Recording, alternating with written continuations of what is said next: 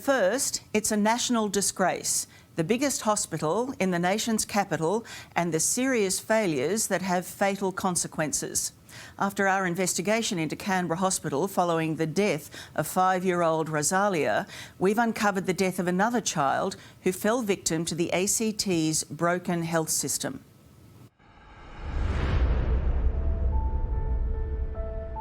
Why won't you sit down and talk to us about child deaths at Canberra Hospital?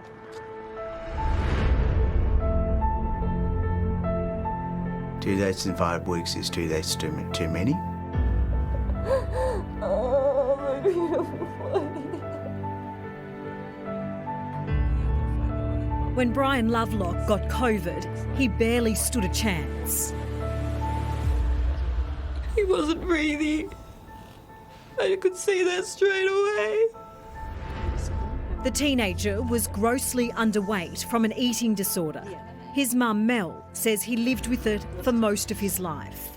So he was little, wasn't he? He was tiny. So when Brian was hit with COVID, he became critically ill. In the early hours of August 5, he collapsed getting out of the shower. And I started screaming to his brother and his sister to get my phone. We needed to call an ambulance. When paramedics arrived, they called for backup. A fire crew nearby came to assist, but refused to help.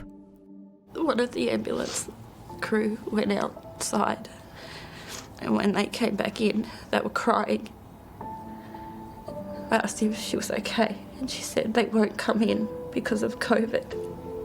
That's what she said to me. And she said we had to get him out ourselves. Every minute they waited for a second ambulance crew was costing Brian treatment he desperately needed. They said he was very sickly. We needed to get him out. After they finally arrived at Canberra Hospital, Brian went into cardiac arrest. He was just laying there, lifeless. I will never get that image out of my brain. After 45 minutes of CPR, remarkably, the 13-year-old's heart started beating. Brian was then ventilated. They didn't tell me anything, really. Just that he had to go to Sydney and that his heart stopped for 45 minutes. Mel says she had to sit by her dying son's side for more than 12 hours before Brian was flown to Sydney. And after that agonising wait, Mel was told her little boy had to travel alone. I wanted to be with him. It was torture. Brian never woke up. He passed away in a Sydney Children's Hospital a week later. Brian's death comes just 5 weeks after the death of Rosalia Spadafora. Hello, I'm Rosalia with smiley faces. A 5-year-old girl who went to Canberra Hospital with the flu and never made it home. Please take mothers seriously when we come in there with our children. Rosalia's mum, Katrina, says she was told twice to take her sick daughter home from the emergency department. Looked like she was sleeping, but she was out of it. Like she would get, like, just lifeless, white, pale, lifeless. After almost 30 hours at hospital, Rosalia died of myocarditis, a rare complication of the flu. They called us aside and said, that's it, she's gone. She's gone. They couldn't bring her back. A Current Affair also understands the deaths of at least 2 more children at Canberra Hospital, a 3-year-old girl and a 7-year-old girl, have also been reviewed over the past 2 years. Both children died of treatable bacterial infections.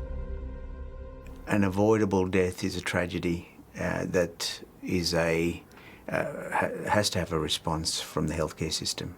Dr Walter Rabayaratne says emergency paediatric care at Canberra Hospital has been inadequate for far too long. The concerns about critically unwell paediatric patients has been, at least for the last decade, in the Territory. The Territory's AMA president says the hospital's early warning system is outdated and seriously ill children are falling victim. The system that is being used at the moment isn't perhaps fit for purpose to be able to identify patients in that timely fashion. Dr Abeyaratne believes the current system doesn't identify extremely unwell children early enough, those who need extra monitoring and more urgent treatment. He says both Victoria and New South Wales have better systems that red flag little ones at risk. More frequent monitoring of the patient.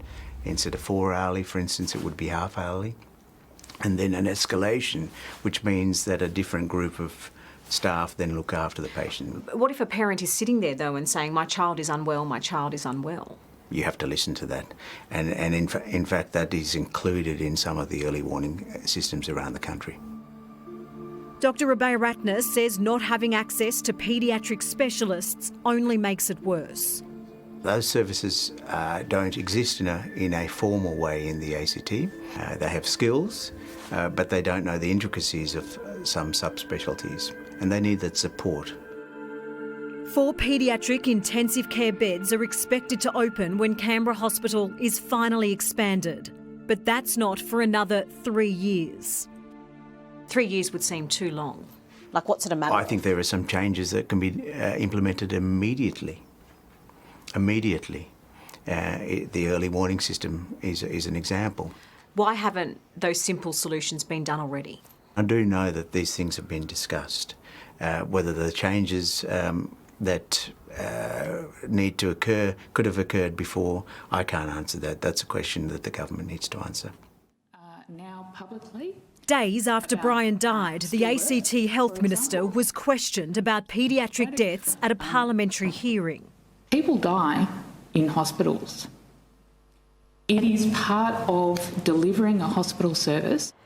Police are already investigating Rosalia's death, preparing to brief the coroner. They've now confirmed they will do the same for Brian. The ACT Health Minister, Rachel Stephen-Smith, has refused 4 requests for an interview. And when we finally caught up with her, she couldn't get away quick enough. Minister Dimity from A Current Affair, why won't you sit down and talk to us about child deaths at Canberra Hospital? Children are dying. You're the Health Minister. What are you doing about it? I would strongly recommend that you think about the way that you are presenting this story and the message that you are sending Canberrans. How should we present it, Minister? How should we present this story? We've got families who are taking their children to Canberra Hospital and the children aren't making it out alive. Your government has been in power for 20 years. Why are there still no adequate paediatric services? What do you have to say to the families of these children? For a minister who tried so hard to avoid addressing the issue with us, there was one thing she was willing to say. Is that the death of any child is an absolute tragedy. And I am so sorry that you have had that experience. But an apology is little comfort for the families left behind. I want answers to know why did it get to that point? Why don't have my little girl? Change it fast. I wouldn't want anybody else to ever have to be like this. The Chief Minister of the ACT is standing by his Health Minister and says the government will be waiting for recommendations from the coroner before making changes to the Territory's health service.